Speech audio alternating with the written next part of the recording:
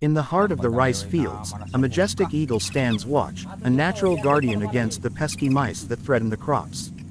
With its sharp eyesight, the eagle can spot even the smallest movements among the rice stalks, ready to swoop down on any mouse daring to nibble at the grains.